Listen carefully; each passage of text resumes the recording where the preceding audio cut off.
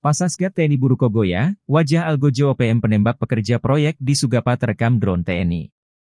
Militer Indonesia langsung bergerak pasca Algojo OPM diduga menembak pekerja proyek di distrik Sugapa, Kabupaten Intan Jaya pada 13 Agustus 2024. Identitas penembak sudah dikantongi, termasuk wajahnya. Satgas gabungan sudah disebar di seluruh distrik Sugapa, pelaku kemungkinan besar sebentar lagi tertangkap.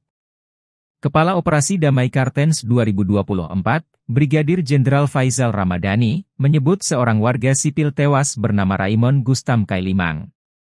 Saat kejadian, suara tembakan terdengar dari arah Kampung Wandoga. Personel pasukan gerak cepat atau Pasasgat langsung menerbangkan drone untuk memantau area.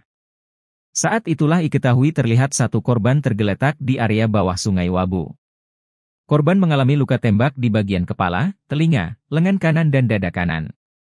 Menurut Faizal, yang melakukan penembakan adalah KKB Kodap 8 Intan Jaya, Luis Kogoya. Sementara itu, Kepala Satuan Humas Ops Damai Kartens 2024 Kombes Pol Bayu Suseno menjelaskan korban bersama rekannya bernama Robi Belau saat ditembak KKB. Keduanya berencana pergi ke sungai untuk mengambil air. Setibanya di lokasi, mereka turun dari mobil dan mengeluarkan selang untuk menyedot air di sungai. Tiba-tiba ada orang yang datang membawa senjata panjang mendekati mereka. Pelaku menembak dan melakukan pemukulan. Robi Belau turut menjadi korban pemukulan di lokasi namun dia selamat. Korban merupakan seorang pekerja proyek Tigi Jaya Permai, TJP. Bayu mengatakan jenazah korban sudah dievakuasi ke Puskesmas Sugapa. Rencananya korban akan diterbangkan ke kampung halamannya di Makassar pada Rabu, 14 Agustus 2024.